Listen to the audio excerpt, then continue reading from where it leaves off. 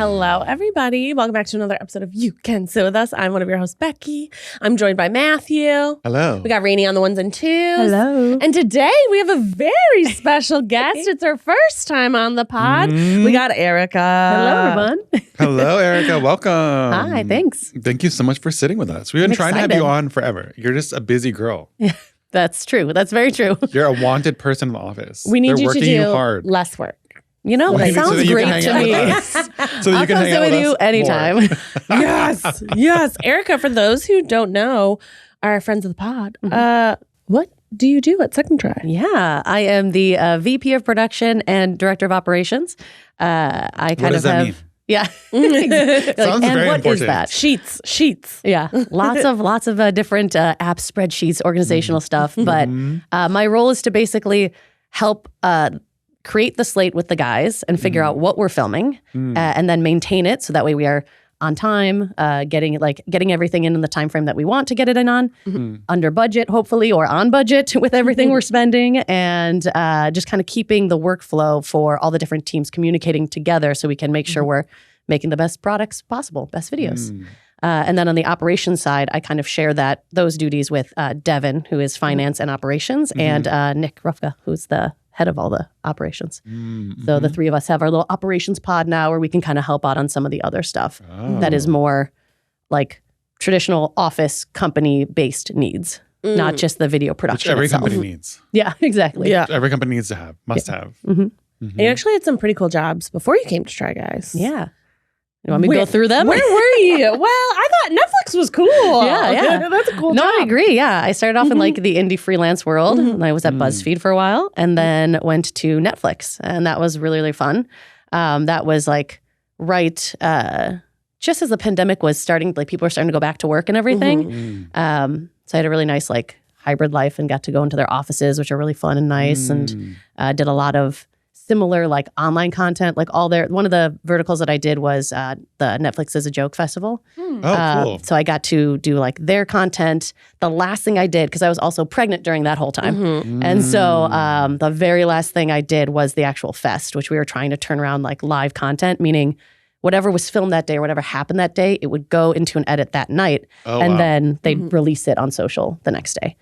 So it was kind of managing that workflow and getting to bop around and see things at the fest, which was really fun. Yeah, especially I feel like we did have some funny moments when you were on your maternity leave where Netflix was doing layoffs. And I was like, Erica, they can't lay you off. You're on maternity leave. You're pregnant. That would be illegal. They would have to lay everyone off from that floor. And then I got a text from you that's like, so they did in fact lay everyone off from this floor. Like, thanks for putting it out in the world, Becky. It's all your fault. It basically was. But what was that sort of transition like for you? Because you had a newborn. Yeah. You were just told, by the way, there is no job for you to come back to. Good day, ma'am. Yeah. I feel very lucky.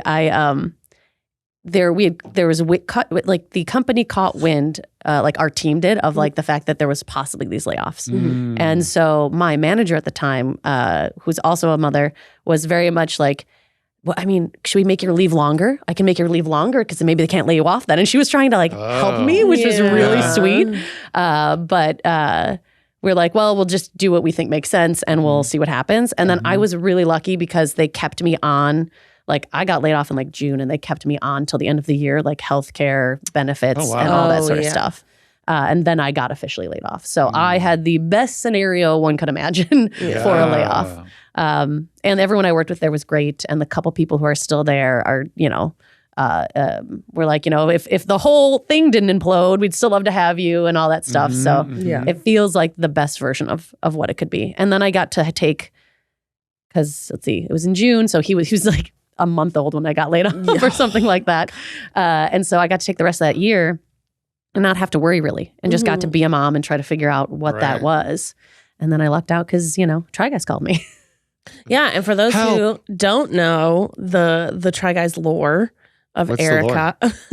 Erica lore. So Eric and I like to say that we went to college together. But we, in fact, did not go to college together. Not at all. Not at all. We had zero overlap. Yeah. And I always have to think about it. I literally was talking to Nick last night and I said, so Keith is a year younger than you, same year as you. Becky and I didn't go to college together, right? Like, do I have this right? How does it work? Yes. Yes. So Erica, and you were a senior when Keith was a freshman? No, I think when I was a senior, Nick was a junior, Keith was a sophomore. Okay. I think. So I think we spent 2 years together. Yeah. Maybe. And Nick is Erica's husband. Yeah. He's also, we're good friends with.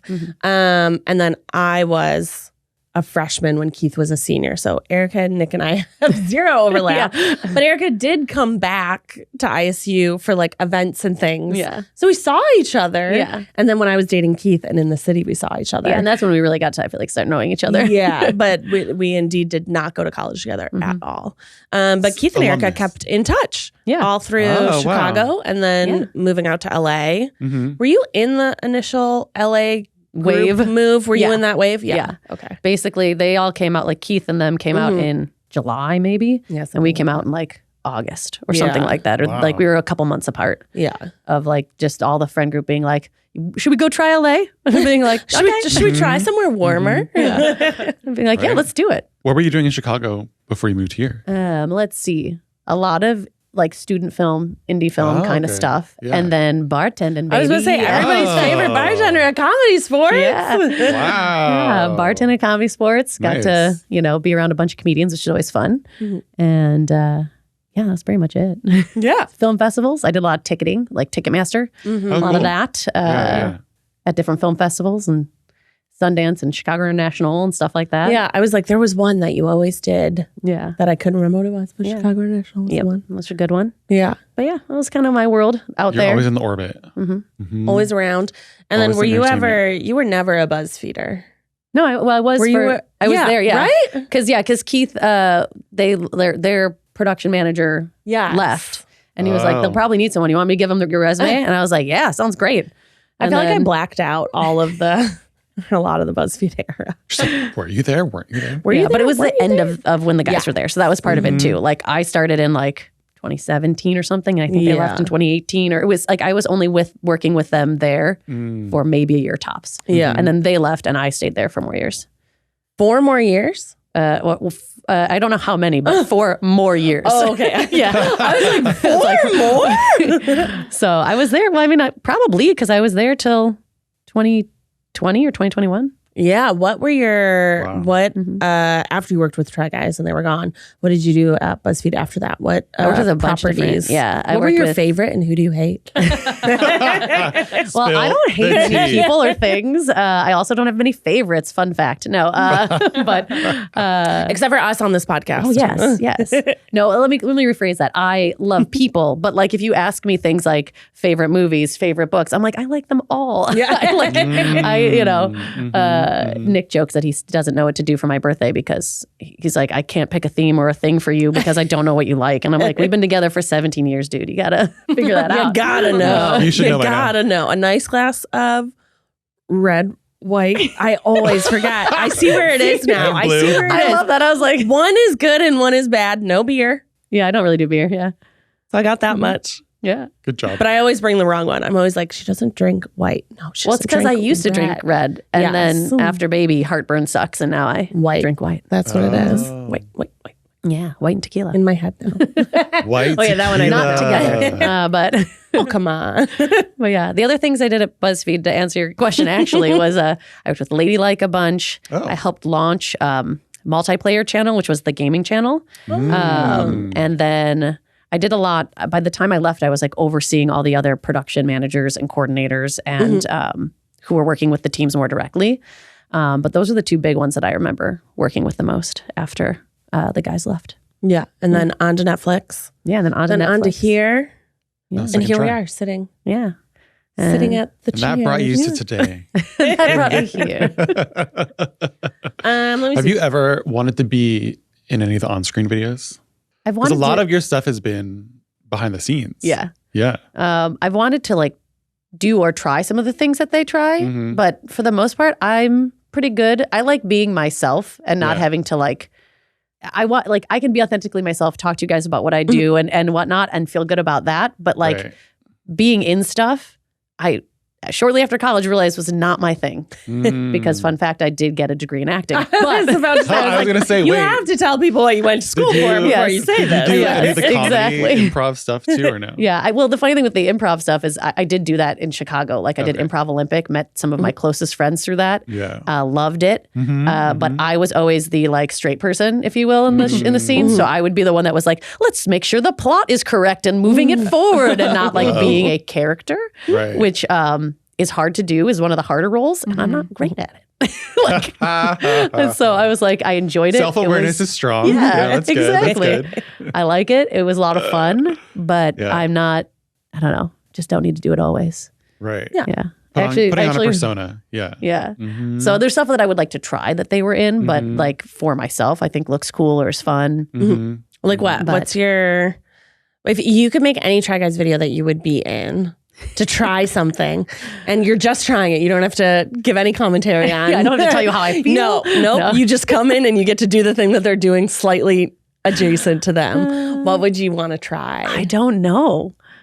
I know that there have been shoots I've been on that have been really fun to like be on the sidelines trying. Like one of the first things I did was there was a couple of the first things. The Keith Tonight talk show. Oh yeah, was tons of fun, and I think really Keith would make a great late night host. So that was really fun to like. That was literally my first month here, and so I got to like dive in and really like just jump right back into the talk show world, the live world. I like a lot of that, so that was really fun. We also did Forced Preschool, which I'd never heard of. Oh yeah, and having a tiny child at that point, I was like, this is adorable, and like I was like, this is so fun to like think about and be like, I wonder if we could do this. But those are like the first things that I remember being in that I was like glad to be around to try. Yeah, to see it. Yeah, I'm trying to think of other ones, but. Of course, drawing all blanks, apparently. Erica's like, I don't watch the videos. I just make sure that they happen. She's like drunk driving. Yeah, right. She's like, I really want to try drunk driving. Really like I really want to try that. Never tried it. Something that people might not know about you is you are very good at setting goals and making like vision boards and planning. And you are so kind to always invite me to all of these things, knowing full well I'm going to say, Erica, I can't do it. Yeah. I can't do it. I'm the opposite You can't make goals? No, I have no goals. I have 0 goals in life. No, but you're really good at like doing sort of like building community things. Yeah. You love building community and you love chatting about your goals and helping other people find their goals. Yeah. What is it about goals that you like? Yeah, definitely. Tell me about it. Tell me about goals. The goalie. Well, it actually just kind of started with first moving out here. Mark Musinski and I, another friend of ours, were the only people at that time that weren't specifically pursuing like acting or writing or something like that. So we were trying to kind of figure out like, how does someone get into like the studio world or like, you know, the behind. He was trying to write, but go into like a writer's room, and that involved different hurdles. And so we started meeting to talk about it in like a necessity of how on earth do we find our way through this industry? Yeah. And then we kind of realized through that, I was like, I had at that point also kind of needed just more women in my life and wanted to build some community there. So then I started a goals group with a bunch of women to kind of be like, I just want to talk about life stuff too. And even though I talk about it with Mark, and we have been for like 12 years now, I kind of wanted that community sense with a group of women. And so we started it with 3 friends, like me and 2 other friends, each invited 2 other people that they didn't know. So like you would invite two people that I didn't know. You would invite 2 people that I didn't know. So that way it was new people and hopefully from like varying backgrounds and things.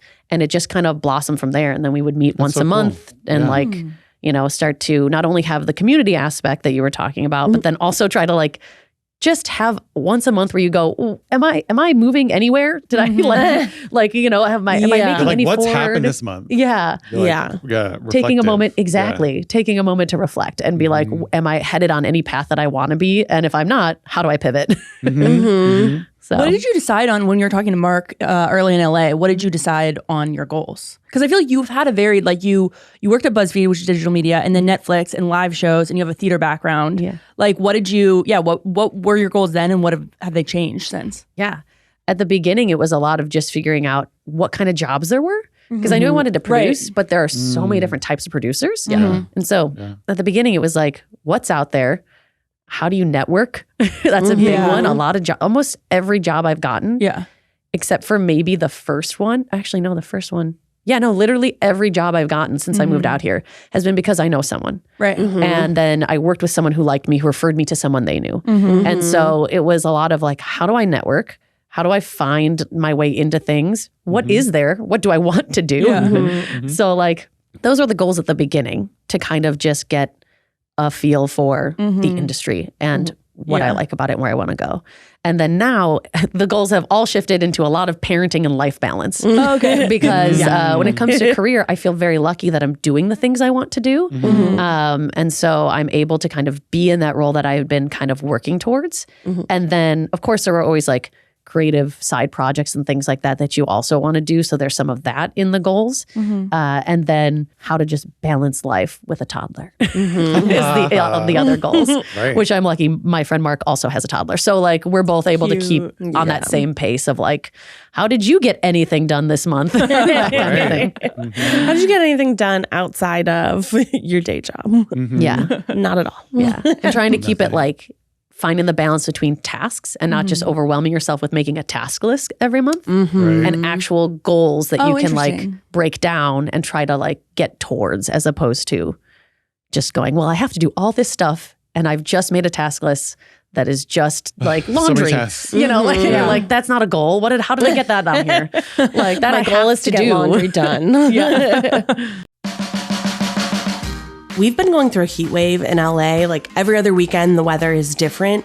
And every time I was looking for something to wear, I just realized I was picking out the same old thing every time. I decided to give my daily uniform an upgrade with Quince. Their pieces are easy, elevated, and somehow make me feel more put together without even trying. I'm super excited this summer to try the 100% European linen shorts. They also have dresses, swimwear, Italian leather. The best part, everything with Quince is priced 50 to 80% less than what you'd find at similar brands. By working directly with top artisans and cutting out the middlemen, Quince gives you luxury without the markup. I'm a super warm sleeper, so I was so excited to find out that Quince had pajamas. I got a matching set. It's like this kind of dark gray t-shirt with matching boxer shorts. They're so comfortable. They would honestly make a really good gift. Treat your closet to a little summer glow up with Quince. Go to quince.com/sitwithus for free shipping on your order and 365-day returns. That's QUINCE.com/sitwithus to get free shipping and 365-day returns. Quince.com/sitwithus. I definitely struggle with meal planning. I really don't like thinking of new ideas for recipes. It's tough to get to the grocery store with a toddler and feel like I'm on track to getting all the things that I need. I almost always forget something because I'm honestly not very good at making lists. And that's why I love Tastemade Plus. With Tastemade, you could easily swap or remove recipes with a tap. They auto-generate a grocery list based on your meal plan, and the recipes are super easy to follow along step by step. You can also use cooking mode so your screen stays on while you cook. The other day, I made the 5-spice cauliflower, and I'm not usually a super big cauliflower person, but it was actually incredible. Super filling, super easy to make, and honestly, I loved being able to just go to the grocery store, have the list made for me, and know exactly what I was gonna get. Try Tastemade Plus free for 7 days right now at tastemade.com/sitwithus. As a listener, you'll also get 40% off your first year. Cancel anytime, no pressure. Do you do like vision boarding? Like, do you like cut things out? Do you like Pinterest? Yeah. I've done. How do you, I don't know. How do you do it? How do you? I've done different ways of it before. Sometimes it's purely for the activity with friends and like you bring a bunch of, magazines and whatnot, but also magazines are not as much of a thing anymore. Yeah, that's true. So I tend to just like look up things on Pinterest online. I get images and then I go to like a Walgreens and I print them out and I print out photos and then you can cut them out and design and do however you want. Done things like, cork board, normal vision board. Lindsay one year had us do, she brought us the sketchbooks. So that way you could like decorate the outside of the sketchbook as your vision board. And so you could keep it with you. And so it'd be more tangible to see on the daily basis. And that was kind of cool. Yeah. And some years I just, make a little album in my phone and go, I'll look at you sometimes, hopefully, because I haven't had time to make one. Right. Yeah. So it just depends. So do you just have a bunch of these just sitting around at home? Kind of. You just like look around. Yeah, no, That's actually your art on the walls. Yeah, That's only I your decorate my vision entire boards. apartment. No, I usually take them down or get rid of them depending on Yeah. the actual aesthetic of the room as well too. Yeah. You're like, I've already manifested all this. I've already accomplished it. Next board. Next one. Next board. Next. Yeah. Yeah. Yeah, I feel like you have a good balance of being like an app computer person, but also meshed with tactile. Yeah. Like you like to make jewelry and you Yeah. like to cut out picture. You know what I Yeah. mean? Like it's a good blend where I feel like I would say as two people in this room do not have a good blend of that. Matt is only computer. Oh my God. If I have something paper, it's gone. Yeah. Missing.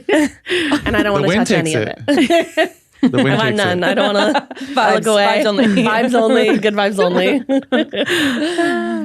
So I feel like you balance that really well. Well, thank you. I appreciate that. Yeah. Yeah. Why did you want to get into producing? Because I feel like I'm like, producing to me it's so broad. Like whenever someone's like, I want to be a producer, I'm like, ooh, what about that? Yeah, definitely. Like what kind of what producer? kernel? Yeah. I got into it for a couple of reasons. I realized I wanted to tell stories. And like I was saying, I went to acting school, but I realized I hated auditioning. That's a big part of being an actor is auditioning. And so I realized that wasn't for me, but I knew I wanted to tell stories and kind of be in this industry. And I like people. So there was like one point where I thought maybe I'd be like a manager or an agent. And I was like, I don't like that either. I like seeing how things are made. I like helping people communicate. And a big part of producing is someone has an idea for a story and you have to help bring all the right people in to make it happen and make it happen well in a way that like resonates with people. And being a producer, you get to be a part of all of that. You get to be there when Keith says, I want to do a live tour. And you're like, cool, what does that even mean? And what are we doing it as? And what are these venues going to look like? And how do we make it something that can travel, that we can put in suitcases? We're not in our studio. Like you get to problem solve so much of that and then still be able to be making sure everyone's communicating, speaking to every piece of it, and hopefully make something really cool in the end. And still get to be a part of that whole story process. Yeah. So that's why I went into it eventually, because I saw that I could have that kind of impact on all the different pieces. And hopefully the other thing I like about it, at least here and in general, my goal with it is to make it livable. Like our industry tends to be long hours and really stressful and really hard. And I want to do my little piece and best to help change that and bring balance when we can. So those are the things I like about it. I feel like you're good at. I feel like since you're good at making it livable. Like Thank you. I I appreciate see that. Yeah, I definitely was surprised. Like people talk about, oh, the industry is pretty male dominated, but it definitely is confirmed. Have you dealt with that? Confirmed. Have you dealt with that at all? Being like, oh, I am in a room and I'm actually the only woman, and like, Oh, sort yes. of like, Oh yes. Some of my first indie films were that. And like, I liked a lot of the men that I was working with, but it was just like, I was like, wow, I'm like literally being a line producer on like a 12-day tiny horror film and being like, okay. So I'm going to try to make sure like we're thinking of all the little things that maybe at the top level they're not thinking about and kind of picking up the pieces that I just naturally would think of versus what their skill set and mindset was thinking of. Yeah. Do you have any advice for any women going into the industry? Rely on the other women that you know. That's a big thing for me is not only this goals group, which didn't just have industry friends, but I also am part of a production group, which is just production women. And that started similarly in a similar fashion. And having that as a resource to like email and be like, I have run into this thing and I don't know how to handle it. Has anyone dealt with it before? And like having that kind of support is huge. And then other than that, I would say like staying true to yourself and knowing that balance of, I'm like, how do I want to phrase this? There's like a certain way to work with people that is like flexing to their communication styles. The more you can learn to do that, which I think is more naturally a feminine thing, is learning how to meet people where they're at and figure out how to communicate directly with them, what their needs are, instead of just like being like, this is the only way forward. That's so interesting. Is a big asset. Yeah. Because So- you are very good at that. I feel like. Thank you. But that is very, that's such an, like, hearing you say that directly is like you actually like actively think about it. It's not just like a soft skill that you have. Yeah. Yeah. I think it's something that started off as a soft skill that I have, but then through like different jobs I've had like management training and things like that, it really became very clear that like one of the things that I have is that I can add to a situation is being able to have 3 different people who communicate completely differently, all saying the same thing, and none of them realize it. And being able to be that person without having anyone feeling hurt or like frustrated because, you know, I'm not trying to be like, I'm right. I'm going, no, I can see what we're all talking about. And I think this is what we're trying to get at. And having that skill, I think, is something that I could be wrong, and this is a little gendered, but like I feel like is something that as a woman was kind of natural to me. So being able to hone in on that and really utilize it to your advantage, I think as a woman in this industry is very helpful. Yeah. That way you're not talking to somebody who all of a sudden gets butthurt because of the way that you said something. There's always that, you know, women can come off too aggressive and all that sort of stuff. But if you can figure out how to communicate people, meet them where they're at, then you can still be strong without feeling like you're coming off aggressive and things like that. Yeah. And I do think that is even to think about that is, I think, something women tend to do more than men. It's like there's times where Keith's been sending an email and I'm like, Jesus, are you mad at them? Like, my God. I sent Rainie a text once that had a period on it, and I had to like call later to be like, I'm so sorry. I was doing voice to text and it did it on its own. I was like, no, I'm okay. But Exactly. Yeah, I think going along with that sort of your community building skills. You just talked about how, you know, all of the jobs that you've had in LA are from people that you've known. Yeah. I feel like you do a good job at then connecting the people you know to other jobs. Yeah, I like try. Noelle, who worked here and everybody loved, was phenomenal. Yeah. Was a friend from from the production group. Yeah. I met her back at Warner Brothers. Although we never worked together. But we just happened to like click. She came into the office to visit once, and then we exchanged information. We just, for some reason, we're like, we should keep in touch. And then after a few like hangouts, we were like, oh yeah, we're going to be friends. Okay, great. And actually here's the first time I ever worked with her. I never worked with her like in a professional sense. In other places, I just knew her work ethic. I knew what she worked on. I knew she was good. And then we needed help. And I was like, Noelle, do you know anyone? She was like, I'm free. And I was like, yes, please come here. Yeah, because I think there is that, especially in the entertainment industry, that idea that you have to do everything by yourself, right? Like no handouts type thing, or the opposite. You're like way too thirsty, and you're like every time you talk to a person, it's like and what do you do, and how did you get here, and you know, it's like a big business opportunity. But I feel like you really balance that conversation well of being like, you just want to be surrounded by good people. Yeah. And I feel like you and Keith have that in common is like, which is also why I think you work together a lot and work well together. Is because you want to surround yourself with good people, not just, I want my friend to be on this. You're like, I want to make my job also easier. Yeah, exactly. And I think you're talking about balancing that conversation. I think that is another skill that is something to hone if you're getting into this industry, because you do need to network and you do need to have those conversations about what do you do and like how could that how can we help each other kind of conversations. But you're right, you can come off real thirsty if you're not careful. You have to figure out how to be coming from that genuine place of like, no, I want to help and I want to know what you do, because if I'm in a bind, I want to reach out and be able to be like, I need that thing actually, can you help me? So it's like that fine line of understanding what people do, why, and how, without being like, and how can we, you know, make something happen and give you a job together, and like, you know, all that sort of stuff. Did your job role change in a big way when they pivoted to streaming over the streamer over the initial job that you had, which was a traditional YouTube kind of the environment you had worked in BuzzFeed very similarly, you know? Yeah, definitely. It definitely changed, mainly because of Devin and I helped project manage, and then Dana when we hired her, but she came in later in the process, project managed building the app itself. I mean, we weren't, I'm not an engineer. I wasn't building it. She was coding. She was locked in. Like, I just took some spare time.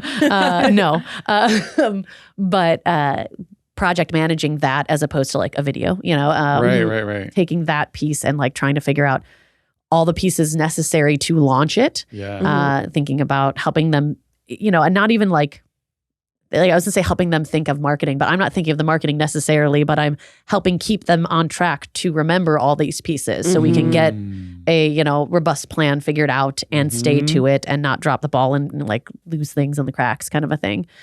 So that was really big and different. And that whole year was, the first half was launching the streamer and the second half was tour, which was just a lot of stuff that you don't think you're going to do when you're like signing up to be just like overseeing production generally. It's like, you're also going to launch an app and you're also going to take a show on tour. Like, which is something I love about working here. Like I had a blast on tour, would do it again in a heartbeat. But it's just not something that you would think would be in the job description, you know, and lucky enough to be able to do those things. But yeah, it was prior to the streamer launch, it was a lot of like, how do we just kind of smooth out what we have here and kind of put some process in place to bring balance and make it a little bit easier on everyone? And then it was like, lies, we're going to actually ramp everything up for about half a year. We're going to have no work-life balance for a little bit. More videos. Just a little bit. But it'll be worth it. and then start to slowly bring the balance back again and then figure out the process for the streamer because it's completely different than YouTube. So trying to figure out for second try, like how do we build processes that allow us to clip along at a good rate that doesn't, you know, make bottlenecks in our process, doesn't mean we're, you know, having to film like every single day, which is what we had been doing to like get ready. So now this year we've been trying to make it more sustainable. So that way second try can have the space. Also the content is a little bit different. We're doing like different types of content. We're doing shows that are definitely more like TV, which is a lot of fun. And then we're also doing things that are more focused on being optimized for YouTube still. So we have like both worlds going at the same time. So you get to kind of hop back and forth. Instead of before it was like we had shows, but we couldn't give them the all we wanted to because YouTube wasn't loving us back. And now we can give it, you know, we can give it a little more love and a little more care the way we would like to. This is a little bit of a tangent, but Erica, I've learned, is a very good moderator. That she could go on lots of game shows if she wanted to be the middle ground person to keep two people who might be very excitedly talking about. I was like, where are we going? She's like, what's happening here? Erica's husband, Nick, and I both love movies. And we do Passover every year. We usually Thanksgiving is the other one. Do we do anything else? Those are the main ones. Those are the big ones. Yeah. Those are the big ones that we always try to hit with all of our friends. The group. And after a couple glasses of wine, Nick and I find a movie that we have disagreed upon. Most notably being Alita Battle Angel. Yes. Your favorite movie. Which is crazy because I did find out later that like white supremacists really love Alita Battle Angel. And they really ride hard for it. And I was like, no. No. It's about robots. It's about cyborgs. Come on. No. But you tend to do a very good job moderating those moments. Tense moments in life. Well, I feel like it's moderating / adding fuel to the fire when it's fun. Like there's like sometimes like seeing them just go at it is just way entertaining. So you gotta like amp it up. You have to add to one side. Keep on bouncing back and forth. Exactly. Actually, excellent point. Did you hear what she said? And then sometimes it's just funny because after the few glasses of wine, they're actually excitedly agreeing by the end of it, and they're just like yelling at each other. I'm like, I don't think you're disagreeing anymore, guys. I think we're fine. Convinced each other. I think we did it. Yeah. I think we did it. Problem solved. Yeah, there wasn't really a question there. I just wanted to give you kudos for being very good. You're very good at being the glue. Like I feel like at work and in life, you're very good at being the glue. Like a personal example I could think of is we were planning a trip to Palm Springs with a bunch of our friends. And Erica is the planner. She's like, okay, what is your schedule for May? Yeah. And then like when Megan and I was like, okay, our next available time is October. What are your schedules in October? Oh my God. I literally thought about this the other day while I was had the day off, and I was like, I should text Becky and Lindsay and pick up that conversation again. And be like, so did we land on a weekend yet? So it's a good, a very good skill to have. I do that mainly also for my own sanity. I love to travel and I love to be around friends. And so like, especially being a parent now, having the tiny one, like going somewhere with other kids where we can then put them down and all the parents can hang out. Like, right. awesome. So I'm always like, sounds great. A trip, awesome. I would love to look forward to that. When? Let's figure this out. Exactly. Yeah, it is always fun to see the kids. I do think that's like a fun aspect of our friend group is everybody has one, except for Lindsay has 2 kids. But they're a little older. Yeah. But we all have kids within like a year of each other. Yeah. They can all play. They can all play. Yeah. They can all be like cool little buddies. Yeah. And little fun. I call Running her around. son Max Maxi Poo. Yeah. And it's so Maxi cute. He's Poo. so cute. Mad Max. And yeah, when he was little and we had hung out, he would say, Maxi Poo, Maxi Poo. Oh, that's cute. Yep. I was Oh, like, that's this is Cute so nickname. Maxi Poo. He started calling himself that. And I was like, are you saying Maxi Poo? And he was like, yeah. I was like, Becky calls. Yeah. Mm-hmm. So I called him Poo Poo first. I taught him poop. I take credit. Wow. You take full credit for that? Full credit Wow. for that. Wow. Another thing that I think the audience might be confused about, how is your job different from Rachel's? Oh, yeah. Rachel now is in this role that is, as the company has grown, she like built it and had to do all of the operation stuff and production side and all of that. But as it has grown and we have the ability to have more people in specialized roles, she now just focuses on the creative for the shows that she's working on. So she is directing it. She's, we work very hand in hand. So her part of it is like, let's see, what's phoning it in. Phoning it in comes up and, she's thinking about what are the recipes that we're going to do, who's the cast. She's thinking of how the set looks. She's doing all those pieces. And I'm working in tandem with her to be like, cool, does that fit in our budget? Let's make sure we send these people booking confirmations so they can get payment. Let's get the releases so they're able to be on camera. Like I'm doing more of the logistics side of it all I see. on a specific show. And then when it comes to like the overarching stuff, our jobs differ because I'm a lot more entrenched in the operations now since she doesn't have to be, which I think she's happy for. She gets to focus on what she loves now, which is really, I think, exciting. And I love operational stuff. So it works out for me too. And I kind of focus on more of the like overarching stuff for all of our content. And she gets to kind of hone in on just the big shows that she works on. Yeah. Yeah. And I think you explained it to me once too, because I asked a very similar question. I was like, I don't understand. But you explained it too as like, I think when we hear creative, or at least like people who maybe aren't in the industry hear creative, they think that means like you don't like doing creative things. fun things, but you do like doing creative fun things. Your passion is not coming up with an idea for a shoot or a show. Your passion is making the show. Yeah. Is like the actual act of making it. Yeah. And I'm lucky too because here and hopefully for anyone else who likes this kind of stuff, you can get a little bit of both. Like, I can sit there with, Keith, Zach, Rachel, any of them, and we can be talking about something and be like, I can toss out an idea and be like, that's really cool. What if we did it like this? And they can be like, yeah, great. They're not going to just be like, why did you just speak about creative? Like, how dare you raise your hand? It's like, I'm also not precious about it. So I also don't mind when they're like, that won't work. And I'm like, great. Okay. Like, don't care. Sounds great. Like, perfect. Moving on. Yeah. But it's fun to be able to be in that mix too. On the creative side of things. And I also find all the logistics stuff to be creative in its own right. Yeah. So I think it's using both sides of your brain at all times. But I think when we hear like, well, I'm not in love with working on creative. Yeah. People think like, well, she's not a creative person. Yeah, exactly. And I find my creative outlets elsewhere, with the jewelry making and whatnot. So everyone's creative, whether they realize it or not. Everyone's creative. One question the Discord wanted to know is, what do you feel like is the hardest job to tackle on a daily basis for work? Like you walk into work and it's the one thing that you're like, we can do this. We can do hard things. I think communication is always that. Because some days it works great and everyone's like on the same page and you're like, so easy, love it. But on any given day, it can be like, even this week, we have people who are out sick. We have people who have couldn't come in for certain reasons and trying to keep up the communication. It's us. It's the toilet. I told him about the plumber issue. It's us. Yeah. That's a big thing, trying to make sure everyone stays in communication and is hearing each other. Because I think the thing that makes this job hard is when people aren't communicating well and then things either get misconstrued. You think you're headed down the right path and then you're not and you have to pivot.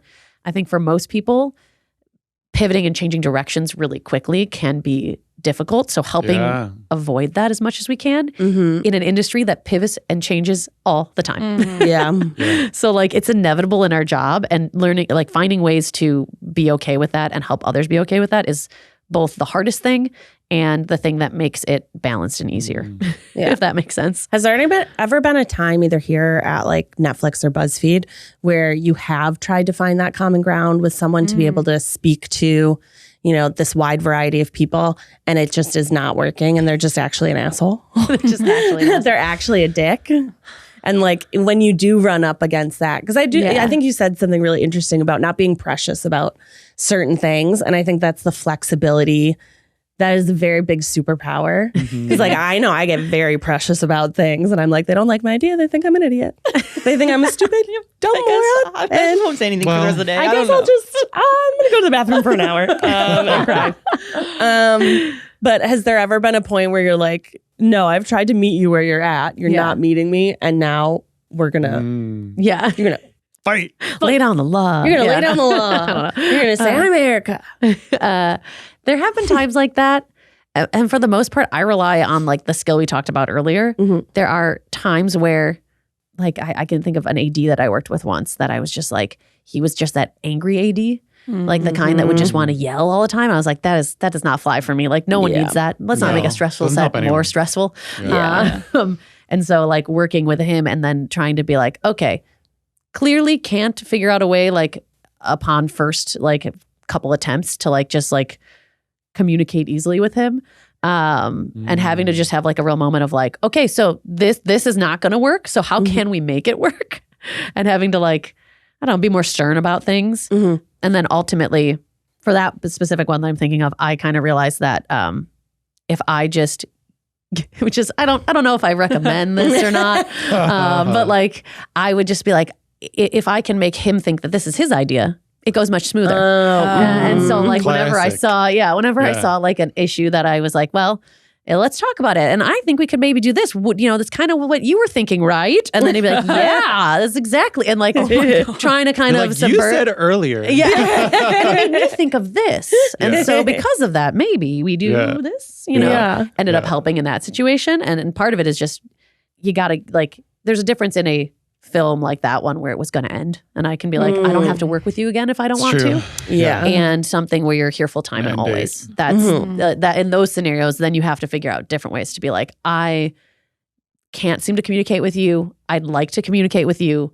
How to like, what am I not seeing in how you communicate that could help me understand this better? And so I've had to do that sometimes, like managing people and being like, there's a wall here and I just cannot figure out why this wall is here. Can you help me figure out why the wall is here? And that usually tends to work too. Because then people start to like take a moment to realize like, I'm trying to be on your team. We all want the same thing. Right. We just need to figure out how we can communicate better to then make the whole team work better. Yeah. So that's kind of what I try to do. More self-reflective. Yeah. Because I think that's the other thing. A lot of people always think that like, I don't know, you want like, there doesn't need to be adversarial relationships. We all like, even if we don't get along at work or like we work in different ways and I'm like, I'm not thrilled with how you handle things, I can still figure out a way to work with you. You know, like as long as we both want that. I feel like it's easy to get in the trap of like not having a solution. Like where you just like are going in a cycle of like, I'm getting frustrated. I'm getting frustrated. I just give up. You're like, you're either totally going to give up and then you're going to have that resentment or it's like, you're stuck in just a vicious cycle. And sometimes you do have to give up, I feel like. You know what I mean? Like sometimes you do have to be like, okay, so I'm going to learn how to handle working with you in the best way that I can. So I stay sane and like protect myself. And maybe it's not something where we can really kind of find like a really amazing middle ground. But that's okay too. As long as you can stay sane and still get your work done. You can figure out ways to do that too. I feel like it's always hard because you never know what other people are bringing into the office with them. You know what I mean? Like people have, you know, you're talking about work-life balance. People have a life outside of work. And things might not be going that well in their life. And that definitely can show up in their work life. So you have to give them a little bit of grace sometimes, right? So if they're acting crazy or like yelling and all that stuff, it's probably not even about you. It's not about you. They're not thinking about you. That's a big one too. I like is like sometimes you forget that like you're thinking a lot about all these things, but chances are the other person they're not thinking about you. They're doing the same thing. They're thinking about their own thing. They're not yelling because of you. They're yelling because they're mad about blah, blah, blah happened to them. And you're there. Yeah, and you happen to be the first person they saw. You're the lucky chosen one. Yeah. The people want to know, what sign are you? Oh, I'm a Gemini. Oh Gemini. my God! Gemini house. Yeah, full Gemini houses. Feeling surrounded. This is crazy. Yeah. Both son, husband, me, Gemini. All of us. Gemini family. Crazy. Yeah. That's too many Geminis. Never enough. When it's too many. Never enough. We need more Geminis. Yeah, I love it. Except we did just find out Donald Trump's a Gemini. Really? Ooh. Less exciting. Well, thank you. We don't claim him. Yeah. Well, only one twin has shown up for him then, and we don't. There's no second twin there. There's no other side. The other twin in the womb. So Geminis need balance. We need both. She doesn't have that. 100%. Do you resonate with Gemini-ness? I think I do. I always joke with people. I feel like kind of the same thing as like the creative logistics. Like people will, if they're working with me and know me mainly through work, they think that like I'm very like one of my. I always forget if it's whatever one of your other major signs is. I forget how this works. Yes, whatever that is Virgo, and so people will see me more as like a Virgo, very organized, very like. That's what I was thinking when you were talking about all the stuff. Yeah, like, maybe she's like me. Yeah, a Virgo like me. She's not like you, and she never will be. You never know. Okay, you never know. That's why I always joke that that's one of my twins, right? Like I have that Virgo side that loves the logistics, that likes the order, that likes all of that, and then most people who work with me only see that. Yeah. And so they tend to then be like, if they hang out with me socially, they're like, Erica, like I did a travel shoot and the team that I was with was like, Erica, there's like some sass to you and some fun. I was like, yeah, you just only see me at work. And that's what I'm to you. Yeah. Like that's the other Gemini coming out. You just like, that's my innie. Yeah, at work. My Audi comes out and we hang out, we sass, we party. Yeah. So we bring magicians to birthday parties. We bring to bachelorette parties. Yes. If you've heard the story on the podcast about the magician at my bachelorette party, Erica facilitated that and set it up. Yeah. That's fun. Yeah. That's a fun. If I were at a bachelorette party and there was a magician, I'd be like, I was just trying to think of something else. Like, I forget what prompted it, but there was like a moment that you mentioned something about magic and I was like, I can do that. And I was like, wait a minute, texting and I was like, you free right now? Can I get a magician over to her house? To an apartment? Phone a magician now. That's great. Yeah. I still have some friends saved in my phone as was Brandy Sailboat, Brandy. All references, all references from the magic itself. So. Steamboat, Brandy Steamboat. Yeah. Well, we also have an audience question that I think does hit on a lot of things you're talking about today. Okay. They need your help. And it's an am I the asshole question. I am in a predicament and I would like some advice. So I went to nursing school with a girl who would cheat on every test, manipulate our professors, and frankly, a very abrasive clinician to our patients. We were friends before I knew her true colors and when I was doing well on our classes. It seemed as if she wanted me to reteach the lessons before the test and then would tell the professors that some horrible event happened, which actually never occurred, and would get the answers off of other people in the class after they took the test. Wow. Cheater, pumpkin eater. Yeah. Sounds not good. Sounds like it. So fast forward to now, an HR representative from a hospital reached out to me saying that this girl used me as a reference. Not only did she not reach out to me to say that she was going to use me as a reference, it's a position where she will be with an extremely vulnerable population. I asked her about it and she said she wanted me to pretend to be her professor.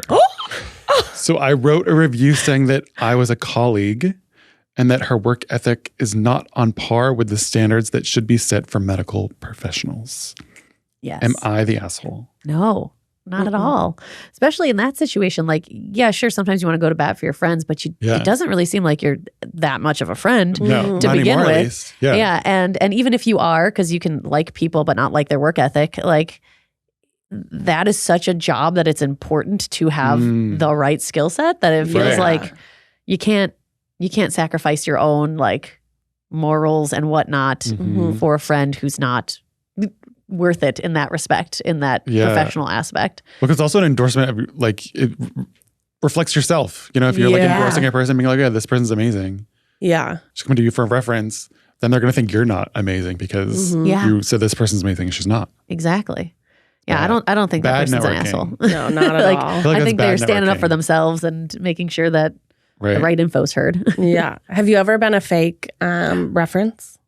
Not a fake, but like an exaggerated. You know, like there we go. Blurring the lines. Like not completely fake. Like, you know, like your character witness. Yeah, well, character witness. More so like I've given someone who I know is good at their job, who I would definitely vouch for, like a recommendation, and it might be that, you know, I supervise them more than maybe I actually did. You know, because they wanted it to come from a more supervisory thing when we actually were like co-collaborators or something like that.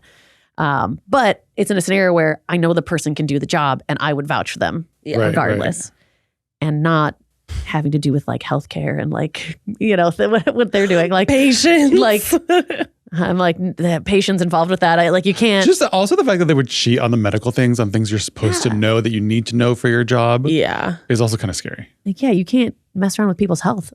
No, you know, if someone I don't know. How would you tell someone? It's gonna.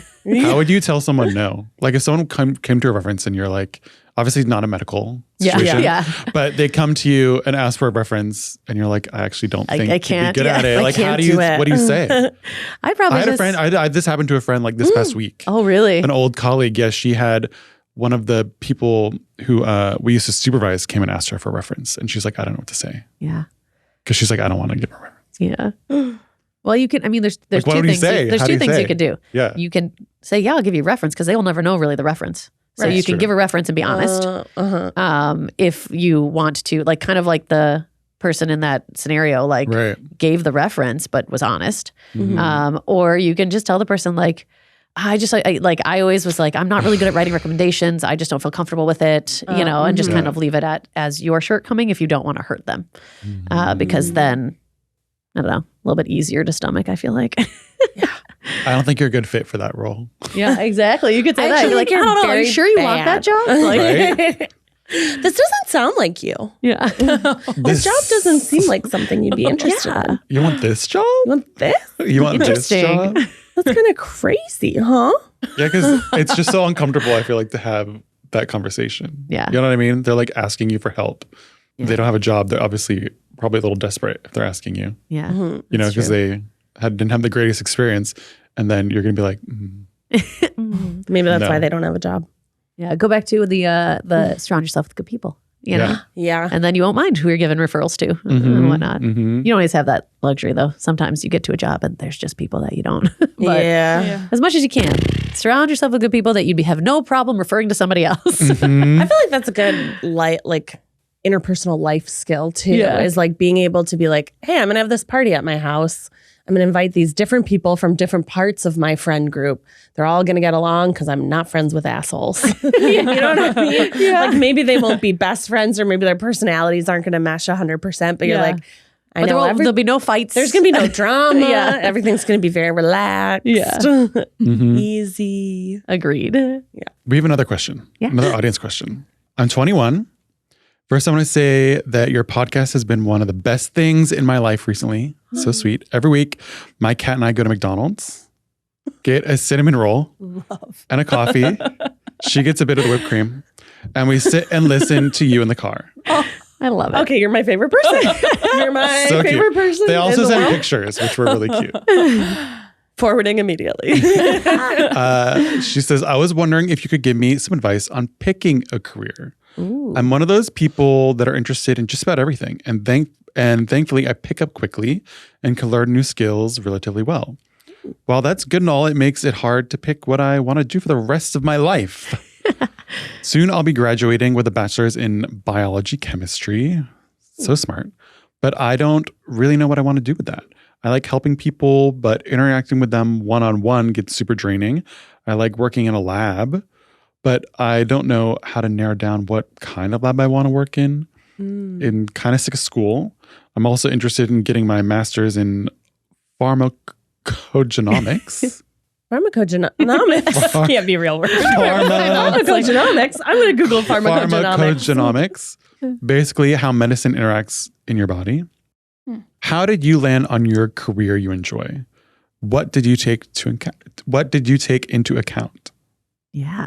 That's hard. So something that, this isn't what I did, but I thought was really cool that my cousin, who's in college right now, so I don't know, 20 something, somewhere in there, 21, 22, I should really know that answer, but that she was telling me about, because she likes to help people, and she knows she wants to be in the medical field, but she was uncertain as to what she wanted to do.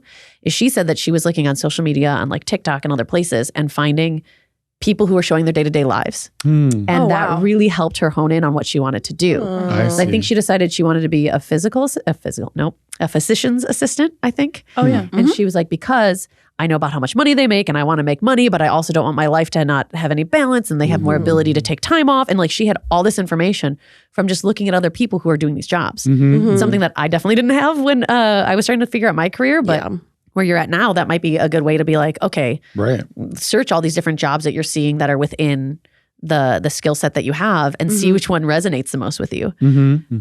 Aside from that, for like my journey, it was kind of similar, but without the added benefit of seeing everyone else's life. It was asking people in the industry what I wanted to do, and like what they did. Tell me about that so I can understand it.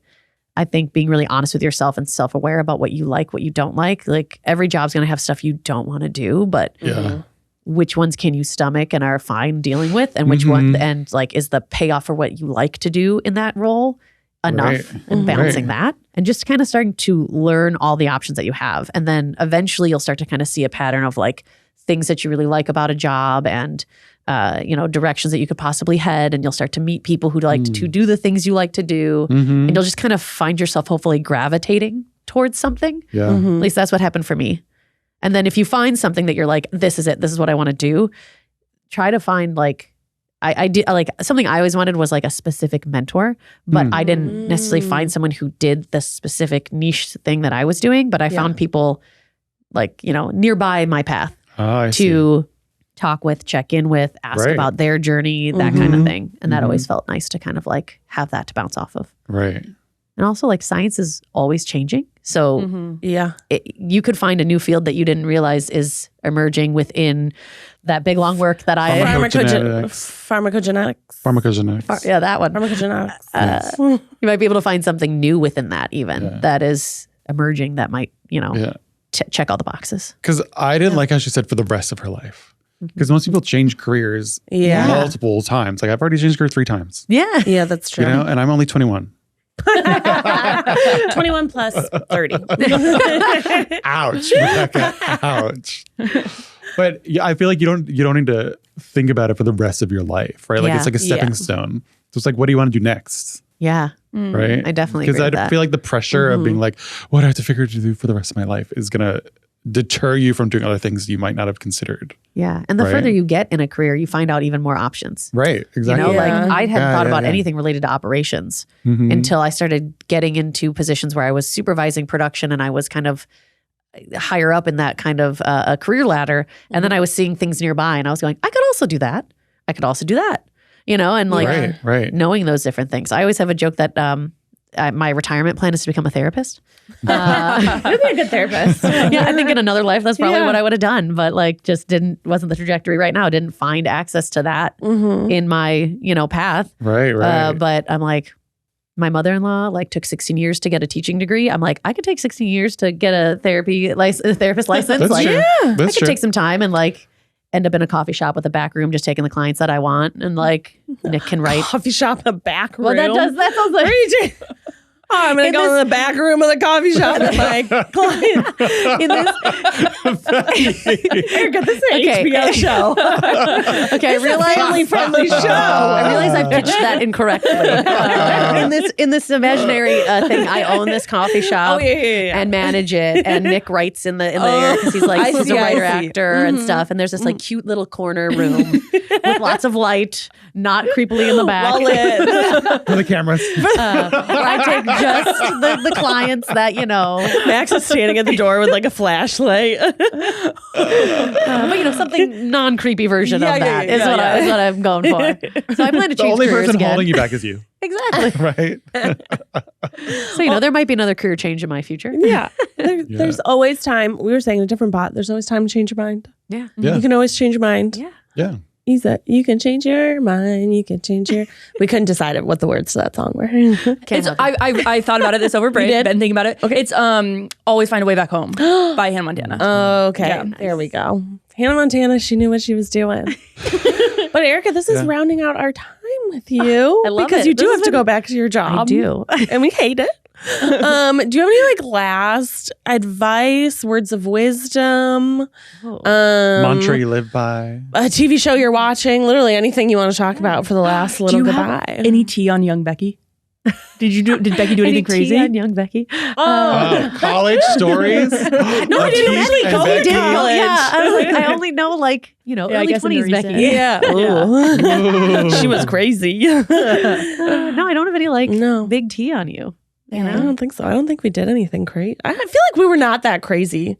We were crazy, but we weren't that crazy. Yeah. Not crazy in the traditional sense of crazy. I feel like we weren't doing lines off of anywhere. We were having 5 beers and watching people go around making staffs out of beer cans taped to their hands, dumb stuff. Yeah, there was nothing too crazy. I don't know. Advice. You said mantra you live by. I always like quality versus quantity. That was something that I dealt with that with my mom. Not to end on a downer. My mom passed away from ovarian cancer when I was young or younger, 26. And that was a big thing we talked about with her life was quality over quantity. And so I try my best to live by that of that's huge. Quality of what I'm doing, quality of people, quality of adventures, things like that. Totally. And not quantity of things and stuff. Yeah. So I try to go with that. I think that's a great mantra. Yes. And as someone on the outside looking in, I feel like you do live by that. Thank you. I appreciate it. You're high quality. You have really good taste in friends. You're really good taste. Yes. Yeah, I assume the answer to this is going to be no, but do you want people to follow you? We usually do a plug for I don't mind if people Instagrams follow me. and stuff. One day, there might be jewelry to follow. I'm trying to work on that. I love that. But having a toddler makes the time balance difficult. We'll get you back on for when it exists. And we'll all be Matt'll have a pierced ear. We'll pierce Matt's ear live. How have we not already done? What are we thinking? Where can the people follow you? Yeah, I'm on Instagram at being Erica Lynn. I had to make sure I remember it. That's how much I'm on Instagram.